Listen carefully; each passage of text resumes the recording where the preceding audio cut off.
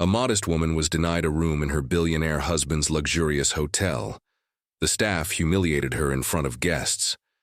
But when he arrived and saw what had happened, his reaction shocked everyone in the lobby. Before the story continues, if you enjoy heartwarming, meaningful stories like this one, stay with us.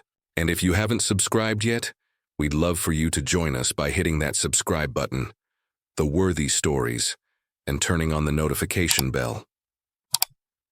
Every day, we bring you powerful stories that can touch your heart and change the way you see the world. Now, let's begin.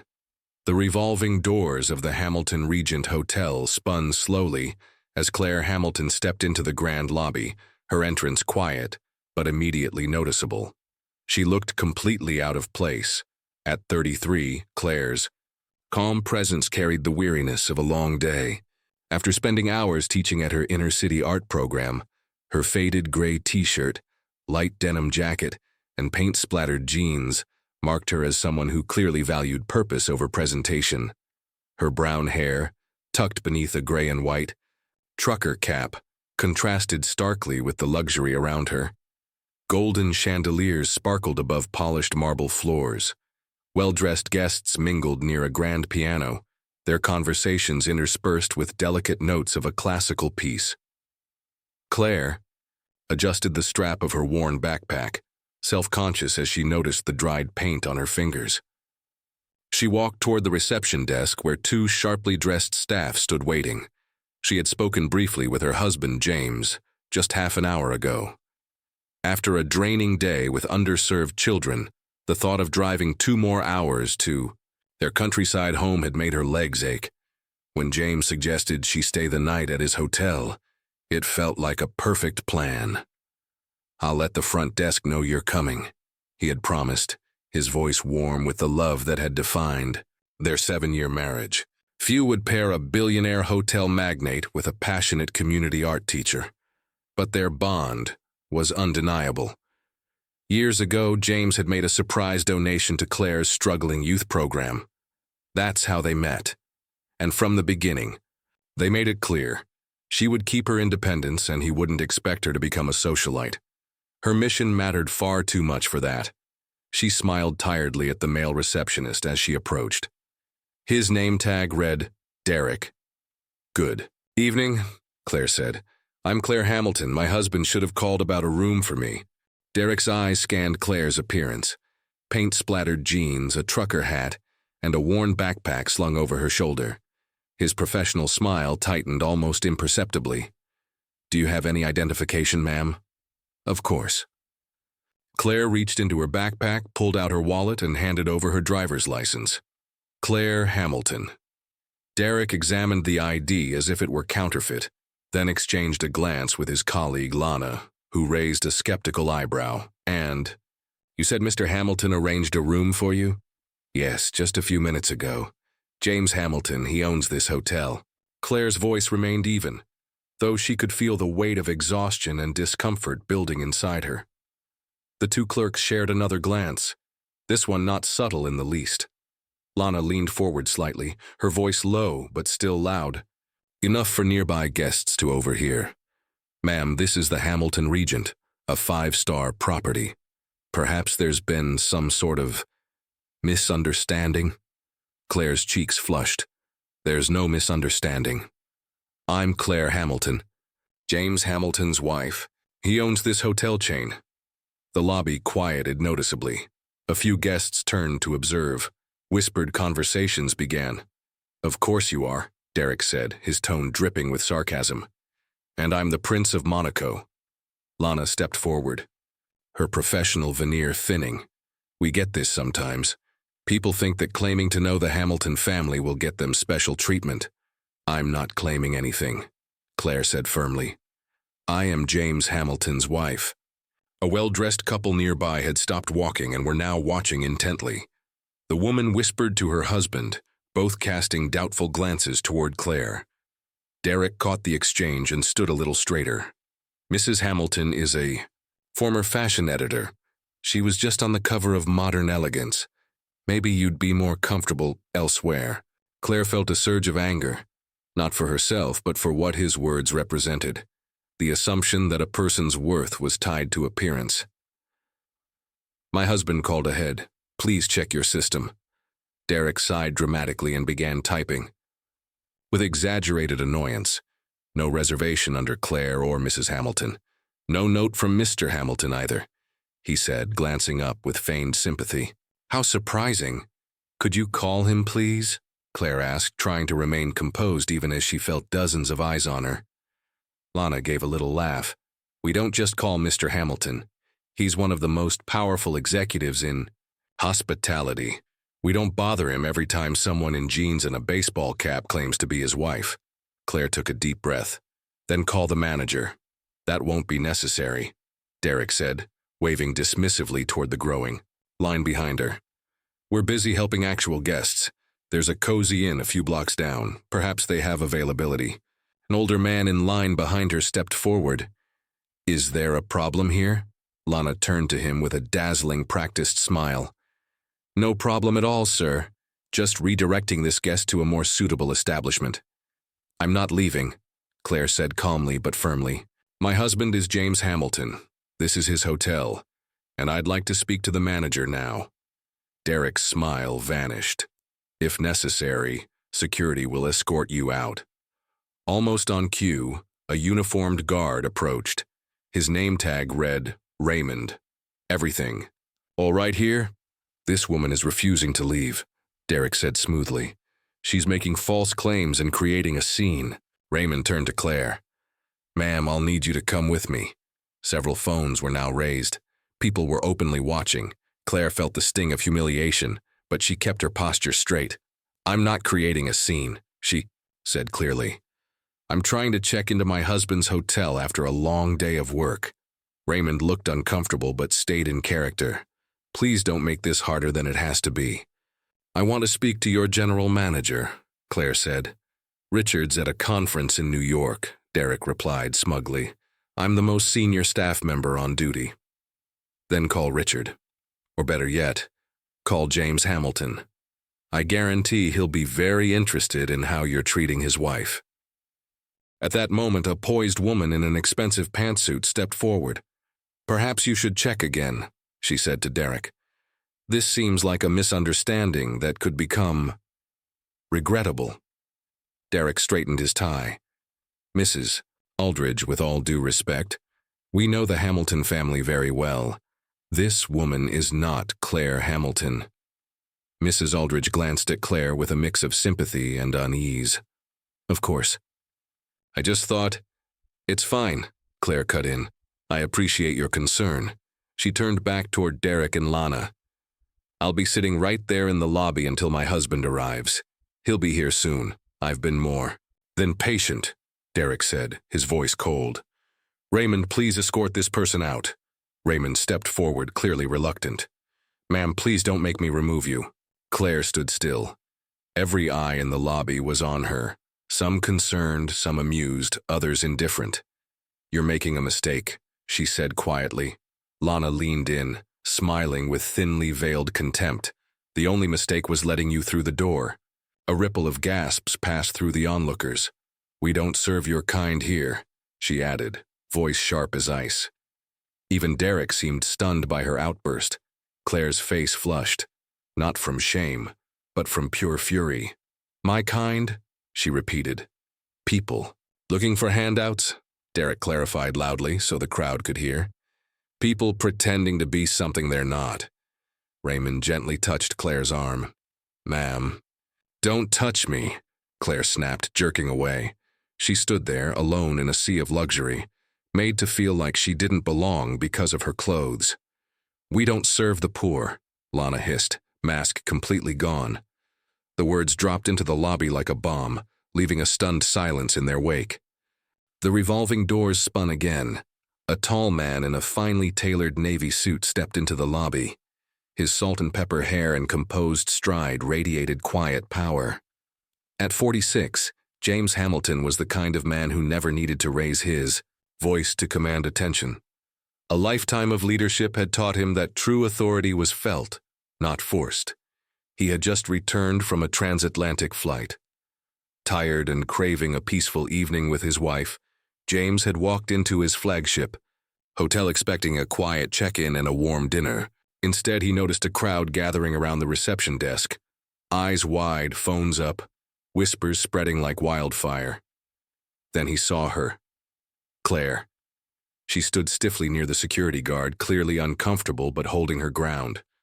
Her jaw was set, her shoulders straight, though the flush in her cheeks betrayed the shame she was trying so hard to mask. The security guard had a hand near her elbow. The two receptionists behind the desk looked smug, even triumphant. And suddenly, everything about James's fatigue vanished. He stopped a few feet away, unnoticed. Years of business had taught him that the most revealing moments happen when people think no one important is watching. He scanned the faces in the crowd, catching stray comments. "I can't believe she thought that would work." Claiming, "To be Mrs. Hamilton? Who even tries that?"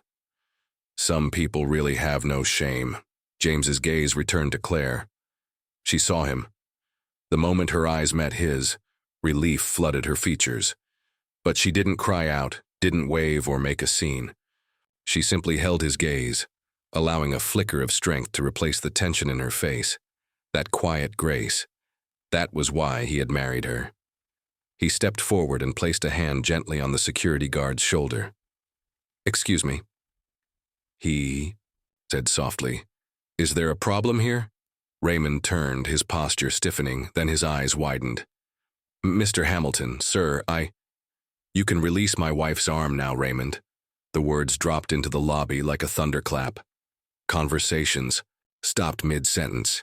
Heads turned, phones lowered. The atmosphere changed in an instant. Raymond immediately stepped back as though burned. Your wife?" he stammered. James moved beside Claire, placing an arm around her protectively. "Are you all right?" he asked gently. Claire gave a small nod. The tension in her spine finally began to soften in his presence. "There was just a misunderstanding," she said calmly. Behind the front desk, Derek and Lana had gone pale, completely frozen. The entire lobby was silent. "James," Derek finally squeaked, his voice oddly high. "We had no idea." James raised one hand, silencing him without even looking in his direction. "I'd like to understand exactly what happened here," he said. He turned, surveying the staff, the crowd, and the security guard. Slowly, deliberately, he let the silence stretch. Derek's composure cracked. "There was a mistake," he blurted. "We didn't recognize Mrs. Hamilton." "And because you didn't recognize her," James said slowly, "you called security to remove her from the premises?" Lana stepped in, already panicking. "She didn't look like what exactly?" James's voice was still quiet, but the steel in it was unmistakable. His eyes locked onto hers. Lana swallowed hard. "Like someone who would be Mrs. Hamilton." James nodded slowly, considering her words, then addressing the entire lobby. "And in your professional opinion, what should Mrs. Hamilton look like?" The question hovered in the air, daring anyone to answer. Nobody did. Claire gently squeezed James's hand, a silent plea. Don't humiliate them, he understood. She never wanted revenge, only justice and dignity. James took a deep breath and looked out across the lobby. "Perhaps," he said, "this is a chance for all of us to reflect. How quickly do we judge others based solely on how they look, on what they wear?" Several guests looked away, shame written across their faces. Mrs. Aldridge stepped forward from the crowd. "I'm so sorry I didn't speak up more forcefully," she said to Claire. "I knew something wasn't right." Claire smiled warmly. "Thank you for trying." James turned back to the reception desk. "Derek, Lana, my office, now." He looked at Raymond. "You too." The three staff members stiffened. As they made their way toward the elevator, James paused and turned back to the lobby one last time. The Hamilton Regent was founded on one principle: exceptional service for all guests, regardless of what they look like or how they dress. I'm deeply disappointed that this principle was forgotten today. Then he led Claire to the private elevator. The crowd remained completely silent until the doors closed behind them. The executive suite on the top floor of the Hamilton Regent was silent, save for the hum of city traffic far below. Floor-to-ceiling windows offered a panoramic view of downtown Portland, but no one was looking at the skyline. Derek, Lana, and Raymond stood in a stiff line in front of the CEO's desk. Claire sat quietly to the side in a plush leather chair, her trucker cap resting on her lap, her paint-smeared backpack at her feet. She looked entirely out of place amid the polished wood, modern art, and velvet textures. But somehow, she radiated more dignity than anyone else in the room. James stood by the window, silent for a long moment. When he finally turned around, his expression wasn't angry. It was disappointed, and that made it far worse. "I founded Hamilton Luxury Properties 15 years ago," he began quietly. "My first hotel was a rundown roadside inn in Seattle. 28 rooms, no staff, no reputation. Just a young man with a mop and a dream." He walked slowly to his desk and picked up a framed photo. He turned it toward the group. In the photo was a much younger James Hamilton, wearing a janitor's uniform, standing proudly in front of a modest building. My father was a janitor. My mother waited tables at 2 diners. The suits, the hotels, the headlines, those came later. Derek shifted uncomfortably. "Sir, we had no idea it was Mrs. Hamilton. We would never have—" "That's the problem," James interrupted, his voice calm but sharp. "You shouldn't treat anyone the way you treated my wife today, whether she's married to me or not." Lana looked down. Raymond stayed silent, eyes fixed on a spot on the carpet. "We have standards to maintain," Lana mumbled, barely audible. James's tone hardened. "Let me tell you about standards, Lana. My wife spent today helping a nonverbal boy express himself through painting. A child who hasn't spoken in months found his voice because of her." He pointed at Claire, who sat quietly watching them all. "That's her standard. What's yours? A pressed blazer, an expensive handbag, a pair of polished shoes." Raymond finally spoke. "Mr. Hamilton, I was just following protocol." "Protocol," James echoed, walking around the desk. "To physically remove someone who wasn't causing a disturbance? To threaten a woman who simply didn't look the part?" Claire spoke for the first time. Her voice was soft, but her words carried weight. "They weren't being cruel," she said. "They were doing their jobs as they've been taught to understand them. That's the real problem." James looked at her with warmth and respect. She turned her attention to the 3 staff members.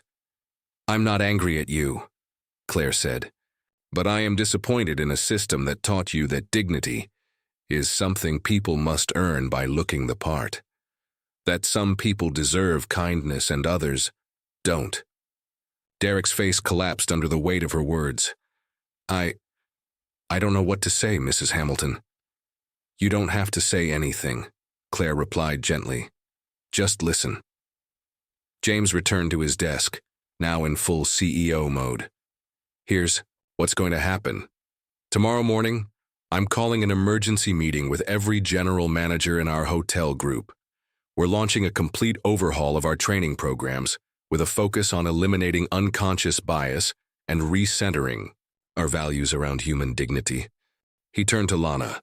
"The phrase, 'we don't serve your kind here,' will never be spoken in one of my hotels again. Do I make myself clear?" Lana nodded quickly, face flushed. "Raymond," James said, locking eyes with the security guard. "Security's job is to protect people, not intimidate them. I want new protocols drafted immediately." "Yes, sir," Raymond replied. "And Derek," James said, his voice quiet but steady, "as acting manager tonight, your tone and decisions influence the entire staff. What you demonstrated was a culture I never wanted in my company." Derek looked pale. "Will we be terminated, sir?" James glanced at Claire. She stood and walked over, standing beside him. They shared a silent conversation with their eyes. Then James turned back to the staff. "No," he said. "You won't be fired." Their shoulders dropped in visible relief. "Instead," James continued, "you'll be the first to undergo the new training program, and then you'll help implement it across all of our properties." Derek blinked, surprised. Sir, why? After what we did? Because, Claire said before James could answer, everyone deserves a chance to grow and change, including you. James nodded. Derek, you'll work directly with our HR team to create the new anti-bias curriculum. Lana, you'll be temporarily reassigned to our community outreach division. He turned to Raymond.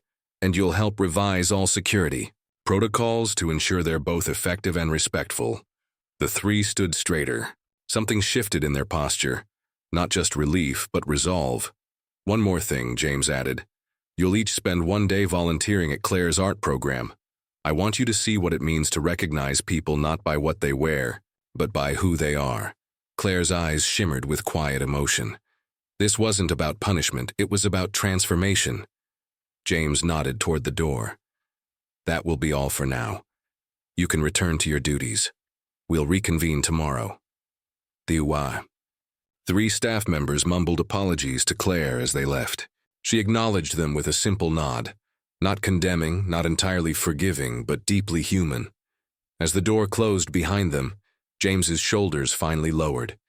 He walked over to Claire and took her hands in his. I'm so sorry you had to go through that, he whispered. Claire gave him a small, tired smile. I'm not. James looked at her surprised. You're not? She shook her head. It was awful, but this happens to people every single day. People who don't have a billionaire husband to set things right. Maybe now something good will come from it. James stared at her with quiet admiration. That's why I married you, he said. You find purpose in the pain. Claire leaned against him. No, she replied. That's our purpose now. 3 months later, Claire Hamilton stood near the grand staircase in the lobby of the Hamilton Regent, observing a moment that would have gone unnoticed by most. Derek, the same receptionist who once dismissed her with condescension, was now greeting an elderly woman in a floral house dress and worn sneakers. She looked overwhelmed by the opulence around her, clutching a small purse tightly to her chest. Derek didn't hesitate. He smiled genuinely, stepped out from behind the desk, and walked her to the elevator with the same warmth and courtesy. He would have shown a celebrity. Claire watched silently, pride rising in her chest. He's changed, came James's voice beside her. She turned to see him, dressed down in a blazer and jeans, a coffee in each hand. She nodded. And not just on the surface, you can feel it. James took a sip. The guest satisfaction numbers agree. We're up 23% across all properties since we launched the Dignity for All initiative. Claire smiled. What had started as a painful evening had grown into a company-wide transformation, because they hadn't let it end in anger. Derek's leading another training session today, James said. He's asked to take the program to our international locations next month. Claire laughed softly. Sometimes people just need the opportunity to be better. Across the lobby, Lana emerged from the back office walking alongside a teenage boy in a wheelchair. She leaned in as he spoke, nodding enthusiastically and offering words of encouragement. Claire's eyes softened. Lana had surprised everyone. After spending just 1 week volunteering at Claire's art program, she had requested a permanent reassignment to the company's community engagement department. Now she coordinated an internship program for disadvantaged youth. Mrs. Hamilton, Lana called out, guiding the teen toward her. This is Jalen. He's starting in the culinary program today. Claire's face lit up. Jalen was one of my students last year, she explained to James. He has an incredible eye for detail, especially with plating design. James smiled and extended a hand to the young man. The executive chef is excited to have you on the team, he said. Welcome aboard. As Lana wheeled Jalen toward the kitchen wing, Claire spotted Raymond standing near the security podium. His posture was familiar, alert, steady, but something was different. He didn't just look like a man doing a job, he looked like a man with purpose. He caught Claire's eye and gave a small nod, equal parts apology, gratitude, and acknowledgement. She returned it with a gentle smile. Security protocols had been thoroughly revised, thanks to Raymond's leadership. Physical intervention was now treated as a last resort, and every new guard received empathy training during onboarding.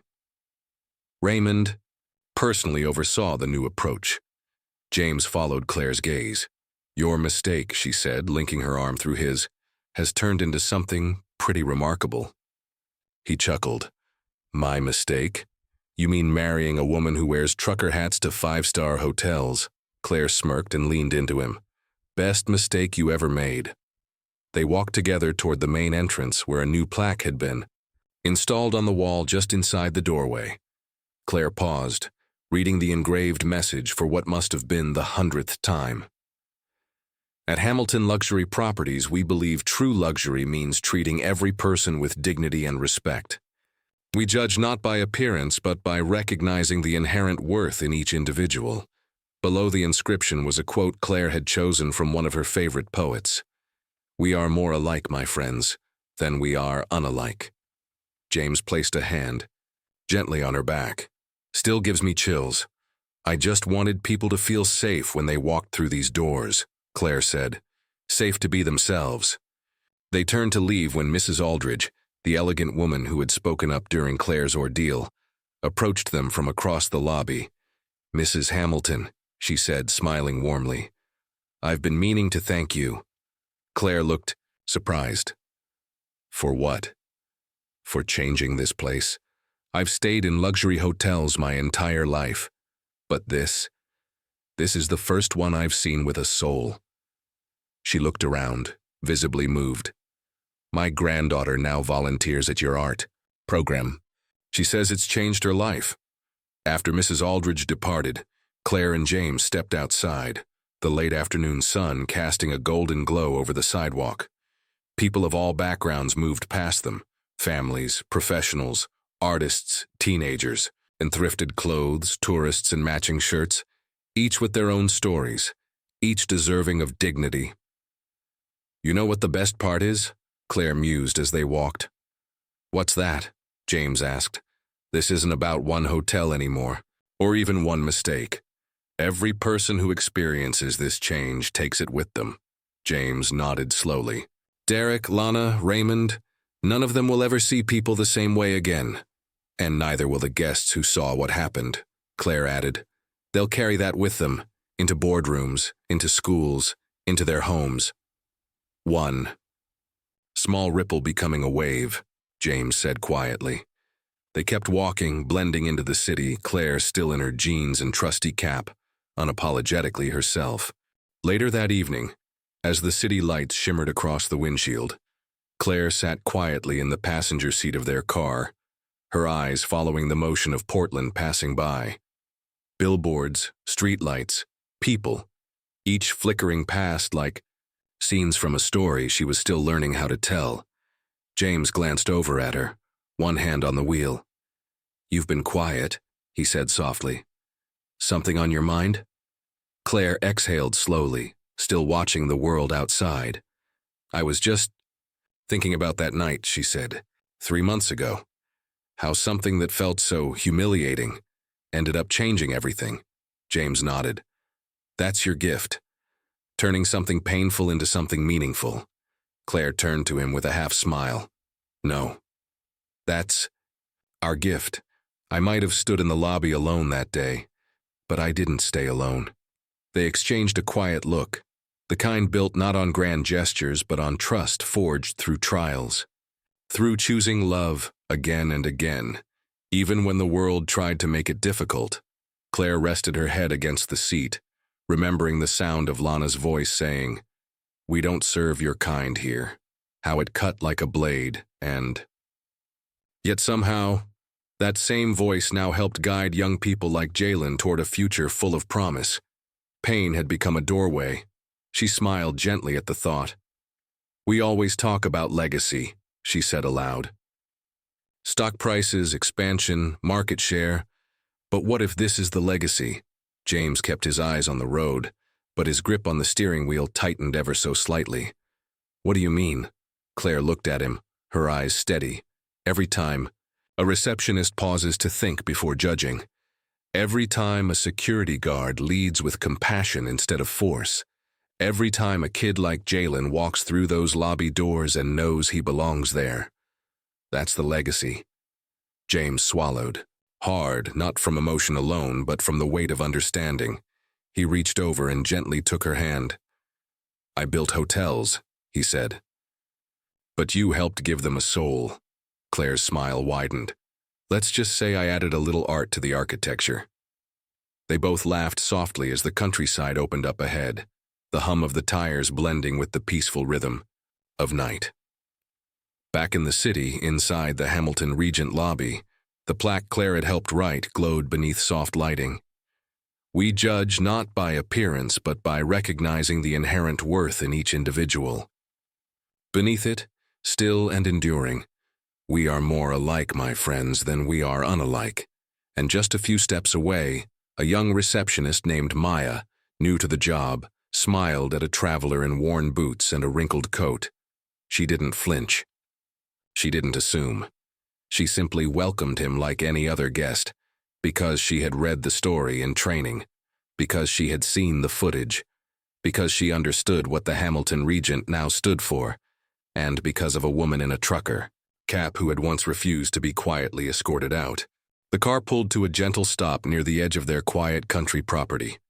Trees swayed in the evening breeze, and a chorus of crickets hummed somewhere in the dark. Claire opened the door and stepped out, her boots crunching against the gravel. Driveway. She looked up at the sky, stars just beginning to pierce through the navy blue canvas above. The weight of the day, and everything that had come from it, settled softly on her shoulders. James walked around to her side. "I know that." "Look," he said. Claire smirked. "What look?" "The one you get when your brain's still painting even though your body's ready to rest." They both chuckled. But then Claire's face grew thoughtful. "Do you think they'll keep it going?" she asked. "The training, the values, the change." James didn't hesitate. "I do, because it's not just policy anymore, it's personal. For them." Claire nodded. She hoped he was right, but something in her heart already believed it. She turned and looked back, toward the city far beyond the horizon. The hotel, the plaque, the staff, and the countless people who would walk through those lobby doors and be seen, truly seen, for the first time. They stepped into their home, the door closing behind them with a soft click. Downtown Portland, 1 week later. A street artist sat, cross-legged on the sidewalk near Pioneer Courthouse Square, sketching quick portraits in charcoal for passing strangers. He was surrounded by music, noise, indifference. People passed by without a glance, until a woman in jeans and a worn trucker cap stopped and knelt beside him. "That's beautiful," she said, gesturing to his half-finished drawing of a mother and child. The artist looked up, surprised. "Thanks, most people don't say anything." She smiled and crouched beside him, studying the strokes with practiced eyes. "Your shading technique. It's expressive, emotional. You lead with light rather than shadow. That's rare." He blinked. You know art?" She laughed, softly. "I teach it, kind of." They talked for a few minutes about paper grain, technique, inspiration. Then she reached into her bag and handed him a small card. "Here, this is my program. We work with young artists. You might want to stop by sometime." He looked at the card, read the name. Claire Hamilton. The name sounded familiar, but he couldn't place it. She stood, gave him a nod of encouragement, and disappeared into the crowd. He watched her go, the card still in his hand, heart oddly warmed by the exchange. He didn't know her story, didn't know about the lobby or the humiliation or the revolution that followed, but somehow he felt different. Seen, valued, and somewhere, far from the sidewalk, inside a luxury hotel with a new heart beating in its walls, a plaque stood quietly, beneath a chandelier. True luxury is not in gold or marble, but in treating every person with dignity and respect, because sometimes real change doesn't start with noise. It starts with a woman in a trucker cap who chooses not to walk away.